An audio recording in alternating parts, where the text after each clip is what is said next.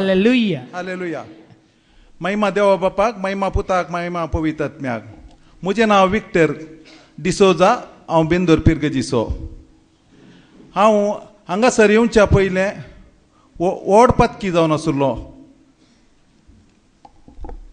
केदाळा व्हड पत्की जावन आसुल्लो की एक दीस मुजेर देवान काकूळ दाखयली आनी हांगासर म्हाका हाडलो. त्या दाळा कशें मागदिलीन मरयेचें जिवन बदलिलें गी तशें तें देवान म्हजें तें जिवन बदलिलें. म्हाका हें पातयें कश्ट कित्याक हांव पयलें म्हज्या फाटल्या जिवितांत सुरवेर हांव जेजू थंय आसलो जाल्यार म्हाका ल्हानपणांत जेजूक शिकयलो वळख करून दिली जाल्यार आवयन. पूण हांव बिझनसाक आनी पावल्या उपरांत म्हजे थंय पयशांची राजपरा पडटाना करोडांचे बिझनस करतना हांव संवसाराक लाभ जाल्लो. व्हडल्या व्हडल्या डान्स क्लबांक इश्टां सांगाता मजा मारूंक सोरो पियोंक आनीक साबारांक हांवें सोऱ्याक गुलाम करून केल्लें. कामागारांक आनी पुरा सगळ्यांची सगळ्यांची घरा आपोवन न्हय जाल्ल्या देवाची पुजा करून बोटांक आपोवन पुजा करून तांचे सांगाता नाचतालो, जेवतालो, खातालो आनी सोऱ्याचो वळो करून सगळ्यांक सोऱ्याक व्हरतालो. सदां दीस म्हज्या दुकानांत हांव हें करतना तांकां रातीक मिशे रावतले जण म्हाका राखोवन कित्याक वो सोरो कान येवन दिता आनीक तांच्या सांगाता रावतलो आनी तांच्या न्हय जाल्ल्या देवांक मुर्त्यांक पुजा करतलो. सदां दीस सकाळीं येवन दिवो पेटयतलो, उदपाती पेटोवन हांव त्या न्हय जाल्ल्या देवांक मुर्तींक हांव पुजा करतलो. आनी सांजेर हर एका तांच्या सांगाता मेळटलो, सोरो पियेतलो आनी सकड देव एकत म्हणटालो. मागीर एक देव म्हणून हांव पाती येतालो आनी तो कोण देव म्हणून म्हाका गोत्त नासलें. हांव एक देव म्हणून सोदून वचून थोडे फुडें ऋषी ध्यान केंद्राक वचून इनवांच्या कोट्टय मेळ्ळो. थंय वचून दुसरे तरेची देवांक आराधन करूंक पावलो. आनी बहाई सेंटराक वचून एक देव म्हणून बहाई सेंटराक गेलो. थंय वचून गेलो म्हाका एकत देव गेलो. पूण खरो देव कोण, तो देव कसो आसा, देवाची वळख कितें, देव कितलो काकुळटीचो म्हणून म्हाका कांय गोत्त नासलें. कित्याक म्हाका जेजूची वळख नासली. आनी जेजू म्हळ्यार म्हज्या जिवितांत कांयच न्हय आसलो. हांव जेजूक परगट करिनासलो. बगार ताचे विशयांत हांव आपप्रचार करतालो. देखून म्हळ्यार हांव एक व्हड पत्की. केदाळे हांव म्हणटालो जेजू एक मापळी जावन आसलो. मापळ्यांनी ताका सोडला, आमी ताका धरला म्हणटालो. आनी खंयसरी तो देव न्ही म्हणटालो हांव ताका. बेश्टें तो ब्राह्मे खंयसर गेल्यार रिट्रीटी गेल्यार असऱ्यान जाल्यार ते एक ब्राह्मे म्हणटालो हांव. हें ब्राह्मे हें कांयच न्ही, ह्या खाली इग्नोटिसाम करतात, हे वावर तांचेच मनीस ते म्हणून म्हणटालो. आनी हांव जेजू विशयांत कांयच बरें सांगनासलो. कोणाय कडेन जाल्यार उलयल्यार जेजूत एक देव न्ही म्हणल्यार बरी. केन्ना देवान म्हाजेर एक विशेश परिक्षा धाडली आनीक देवाक म्हजेर बरें मोन आशिल्लें. हांवें फाटी एजेम ताका मोन आशिल्लें आनी म्हाका ताणें डिप्रेशनाक धरलो.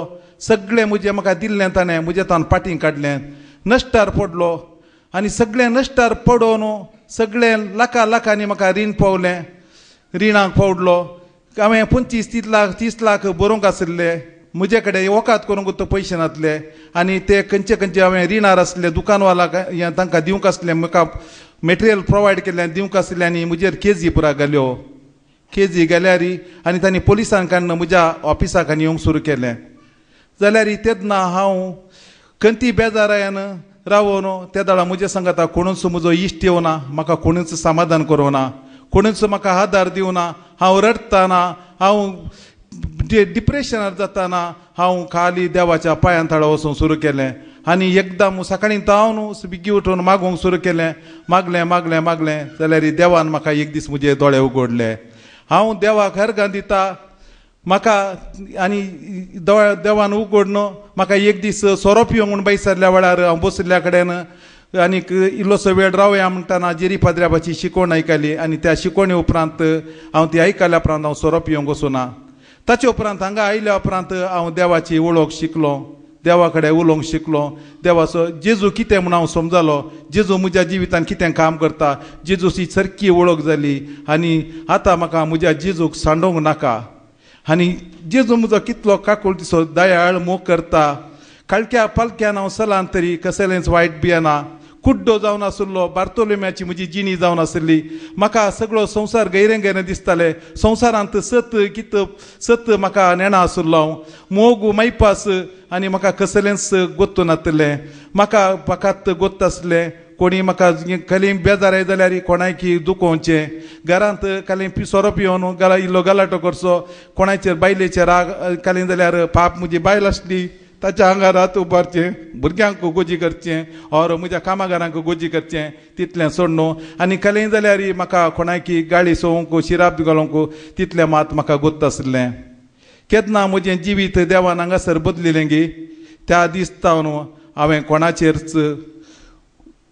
कोणाचेर साथ उबरावना. कोणाचेर म्हाका पयलें म्हज्या जिवितांत हांवें बदलिल्लें. कोणाचेर म्हाका राग आसा तांचे कडेन सोदून वचून राजी जावंक हांव शिकलो. आनी कोणाचें कितें जावंक आसा गी. म्हजो एक जागो आसलो बोंदेल, पयलीं हांवें तो इकोवन तातूंत दिलें. मागीर पयलें जोडून म्हाका म्हज्या खाणा जेवणाक ना जाल्यार कोणाचें हांवें देवें दिवंक आसा गी तें हांवें दिलें आनी समाधानान रावलो.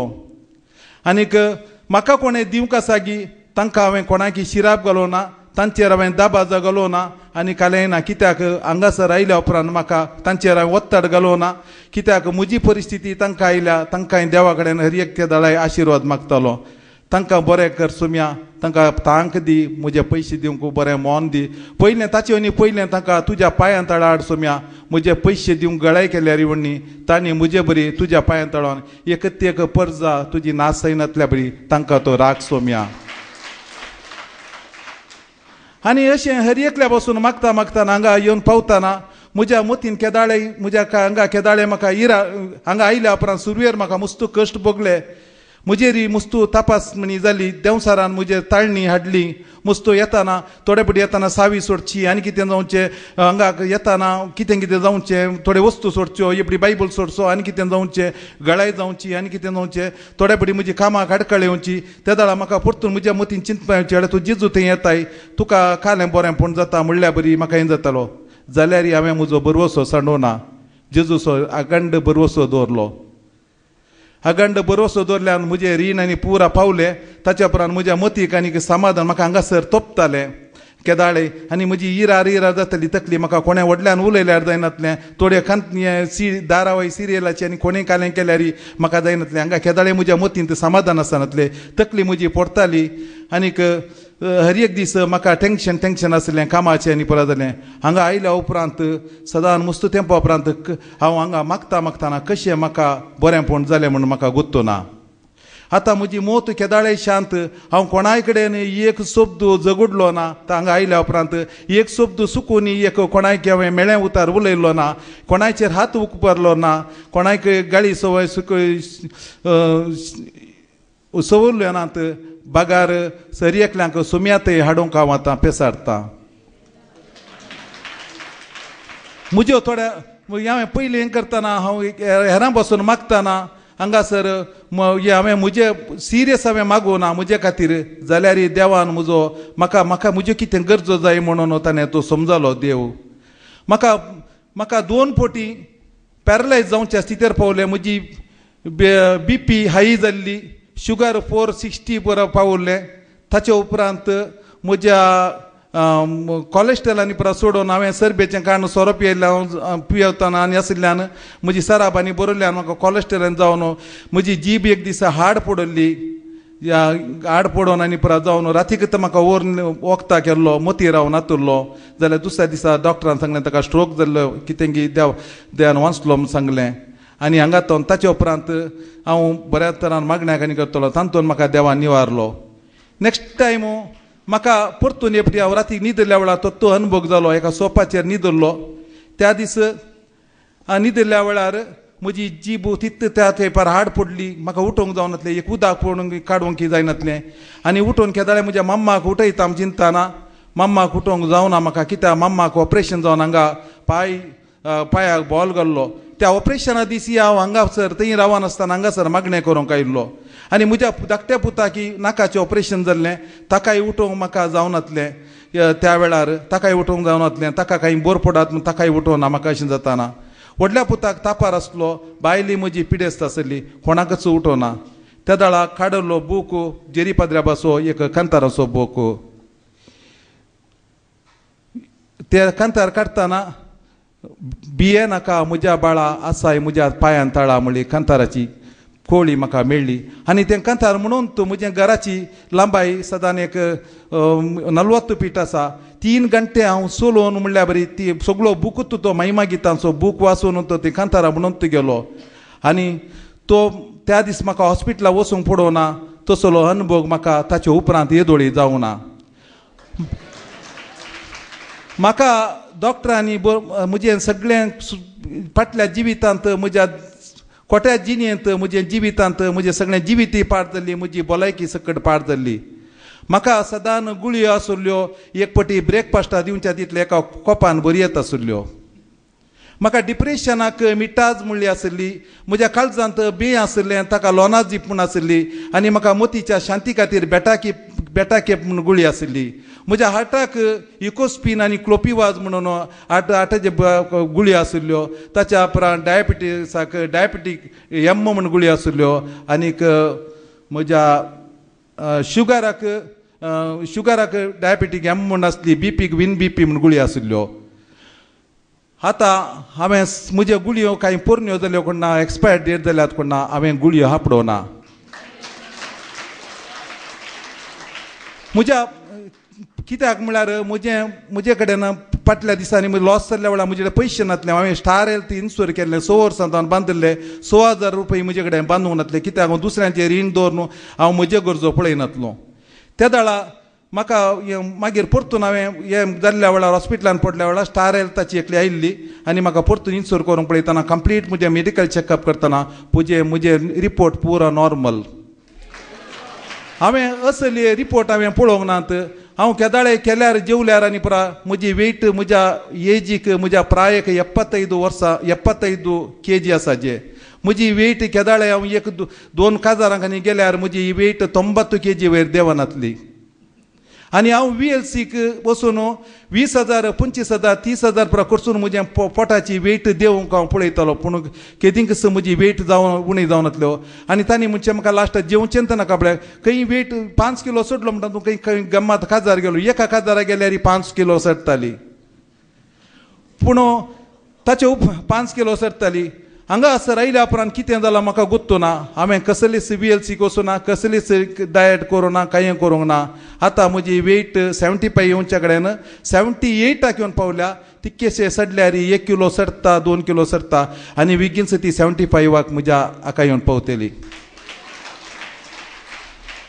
म्हज्या फाटल्या पांयांक पडापड आसली मुस्त वर्सां तो पांयाची पाटी पडटाल्यो म्हज्यो हांव म्हज्या काजार जावचे सुर्येतान म्हज्या भयणी कडल्यान आनी दांबयतालो आनी त्या प्लास्टार म्हाका सोंसूंक जायनासतना मस्त काम करतालो पांय ते गुड्डावंक लायतालो तेंत कंटिन्यू जावन म्हजी बायल म्हाका ती पांय दामून काजार जाल्या उपरांत बायल दामताली ताच्या उपरांत भुरगीं दामून मागीर पांय म्हजे गुड्डायतले मागीर तशें गुड्डावन हांगा मिशर पाट आनी पुरा गुड्डावन म्हाका इन्करेज आशिल्ले गुड्डावन ताच्या उपरांत म्हजी पडापड रावतली तिकेशें रावून म्हाका न्हिदूंक जातलें पूण हांगासर आयल्या उपरांत ती पडापड म्हाका नसना ती कशी मायाक जाल्या देवाक म्हाका गुत्तो ना म्हज्या पांयाच्या गांठीची दुखी आशिल्ल्यो जाय जाल्यार हांव म्हजे रिपोर्ट हर एक हांड तुमकां दाखयता म्हज्या हार्टाची आनी पुरा म्हज्या पुरा रिपोर्टान दाखयता दोनी पांयाच्यो म्हज्यो गांठी आशिल्ल्यो दुखी आशिल्ल्यो म्हाका हॉस्पिटलाची पुरा कामां आनी कॉलेजीची पुरा कामां दिसाक हांव सदां 300-400 मॅटां सडटालो म्हाका ती मॅटां सोडूंक जायनासलो आनी पांयाक हांव तें बँडेज घालतालो डॉक्टरांनी बरें गेले लास्टाक तेय कांय उपकाराक पडोवना म्हाका हांव मँगलोरांतल्या व्हडल्या डॉक्टराक गेलो ताणें म्हाका म्हणलें ऑपरेशन करीचें म्हूण सांगलें बेगीनच ऑपरेशन करचें ताका तुका समज जाता म्हूण सांगलें ताका गेलो परतून गेलो सेकंड ओपिनियन पळया म्हणून आनी एका डॉक्टरा कडेन गेलो तोय व्हडलो डॉक्टर तो म्हणालो ऑपरेशन करीचें म्हणालो मागीर एकलो म्हणालो म्हजे कडेन अशें म्हणालो ऑपरेशन केल्यार सक्सेस जायना म्हणालो डॉक्टर सक्सेस जावचें बारी डावट म्हणालो परतून तिसऱ्या कडेन गेलो तोय व्हडलो डॉक्टर तोय म्हणालो एका पांयाचें 7 वर्सां करीचें ऑपरेशन आनी एका पांयाचें जाल्यार आनी एका वर्सां काडयेत म्हणालो आतां हांव उठता नासता खालें करता पूण म्हाका आज म्हणसर तसो अनुभव ना दुखी ना कांय ना कितलीं मॅटां सरता आनी करता म्हाकाच गोत्तो ना ही विजमितां कशीं जाल्यांत कशीं देवान म्हाका हें केलां हांव एक गुडी काण घेना आतां कितेंच कळना म्हाका खंयच्याची गरजी पडना हें सत भावा हे सत भयणी सकट जावन आसा म्हज्या काळजांत केदाळे दूख येताली हांव केदाळे आज हार्ट एटॅक जावन मरता म्हण चिंततालो केदाळे उंचलो अर्द्यान म्हाका दूख येताली आनी केदाळे गॅस्ट्रिकाचे प्रॉब्लेम आनी हर एक आसली आज म्हाका एक येदोसो वाय बऱ्यांत ना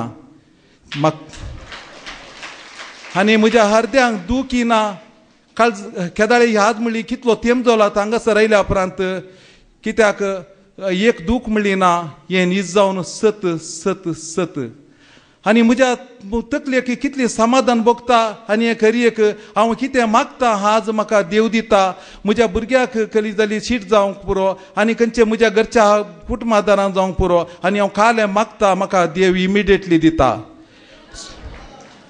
हें कशें आनी कितें म्हाका गोत्तो ना काल हांव एका भावाक म्हज्या हांगासर देवच्या पांयां थळा हाडूंक आयलो त्या भावान म्हाका म्हळें त्या भावा खातीर हांव ही साक्ष दिता ताणें म्हळें म्हजे ताका म्हणून म्हणालो तूं मस्तो सिक्क आसा पाप तो म्हणालो हांव मस्तो पयलें वटांक आनी आपोवन हें केलां देखून म्हळें तुज्या आनी चड पातकी हांव तुजे आनी तुवें खाली बोटाक आपोवन हाडलें हांवें देवा तावून हर एकल्या पयस केल्लो आनी हांव व्हडलो पातकी जावन आसलो आज म्हाका बक्षिल्लो जेजू म्हाका बरो केल्लो जेजू म्हाका बरो केल्लो जेजू तुमकां हर एकल्याक बरो करतलो मात विश्वास दवरा ताचे एकल्याचेर कितलो गुंडायेन तूं तुज्या कोठेपणाक लाभदलो गी ताचे आनी चड गुंडायेन देवा थंय तूं लाभदा खंडीत हांगासर जावचें तितलें बरें हांगा जाल्लें बरेंपण खंयच मेळचें ना पळोवंक तुका हांवें भोगूंक ना देखूंक ना हांव ही खरी साक्ष तुमकां दिवं म्हाका हांव व्हरतो हाभिमान भोगता तुमी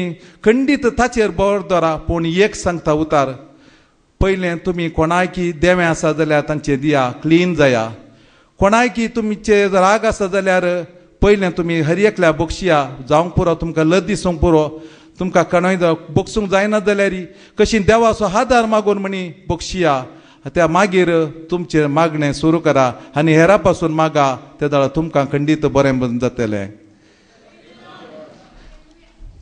आतां म्हजी साक्ष आयकल्या तुमकां खंडीत प्रयोजनां पडटल्यात आनी तुमी देवाचेर विश्वास भावार्थ दवरतल्यात म्हजी खंडीत पातीनी जावन आसा आनी खंडीत तुमी घटमूट भावार्थ देवाचेर दवरल्यार काडपा सारको भावार्थ दवरल्यार खंडीत तुमकां कसल्याची गरज ना देव तूं तुमच्या सांगाता रावून तुमकां चलोवन व्हरता सदांच तुमकां राखता आनी सांबाळटा म्हणून म्हजो दड भरवसो जावन आसा हांव जेजू खातीर म्हज्या एक गीत गावंक आशेतां ही गीत म्हाका म्हज्या जिवितांत प्रभाव हाडलें कित्याक मागदेलीन मोरी एक पातकी स्त्री जावन आसली तिचें जिवन तिका व्याभिचार करतना दर नाण्ण जेजू मुखार हाडलें आनी तिका फातरावंक ते फारीजेवर लागे सरले त्या दाळा त्या निजायकी मोइजेच्या नियमशास्त्रा प्रमाणे तिका फातरान जिवेशी मारूंक आशिल्लें आनी जेजू कडेन हे हाडटात तिका आनी तूं कितें म्हणटाय की ह्या विशयान तूं कितें म्हणटाय म्हणटाना जेजू सकयल बसून धनीर बसून बरोवंक बसलो आनी उठलो म्हणालो वय तुमी मातशें नियमशास्त्रां बरयल्या बरी करेक्ट समा तुमी मारयेत पूण तुमचे भितर कोण पाता करिनातलो आसा तो पयलो पातोर मारून दी म्हणालो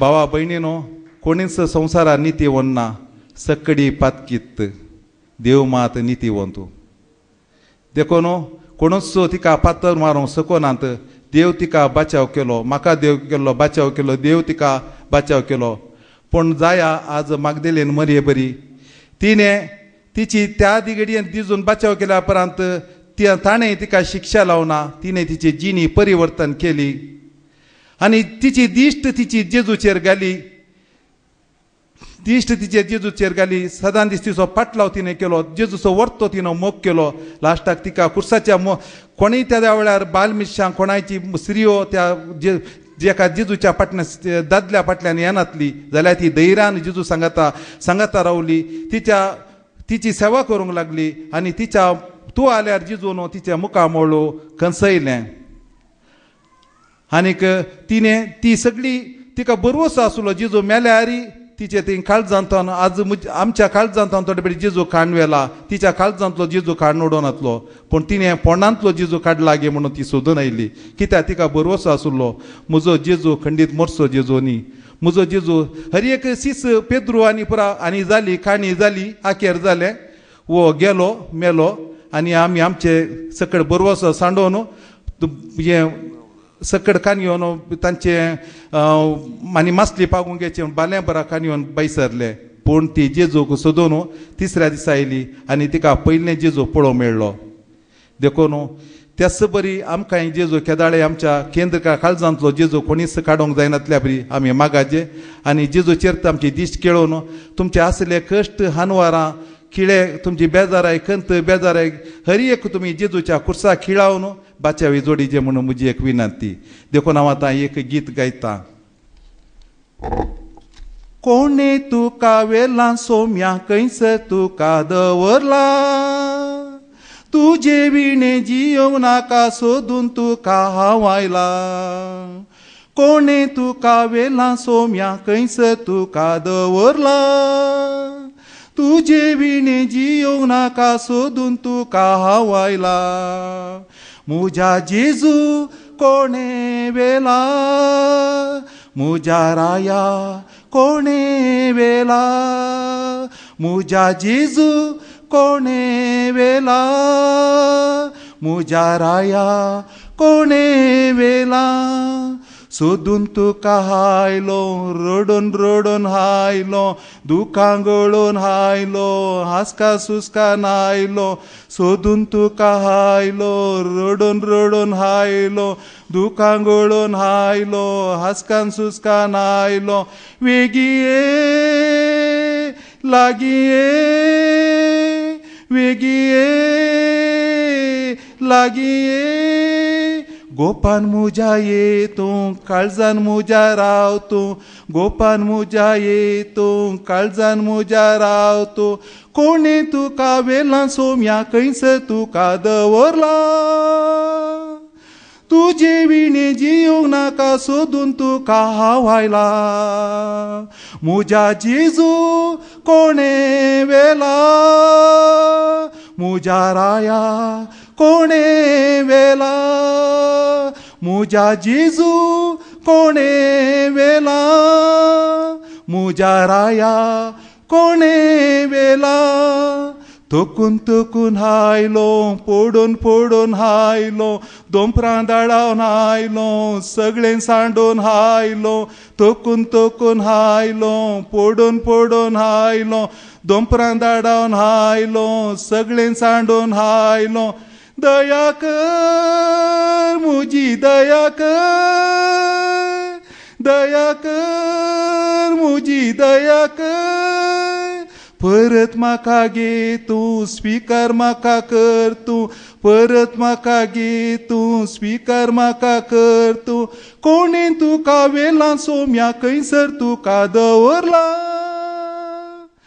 तुजे विणे जियोंक नाका सोदून तुका हांव आयला मुजा जेजू कोणे वेला मुजा राया कोणे वेला मुजा जेजू कोणे वेला मुजा राया कोणे वेला संसार सांडून हायलो सर्वांक सोडून हायलो सकड होगडावन हायलो तुका मेळोंक आयलो संसार सांडून हायलो सर्वांक सोडूंक हायलो सकड होगडावन हायलो तुका मेळोंक आयलो दर्शन दी सोम्या दर्शन दी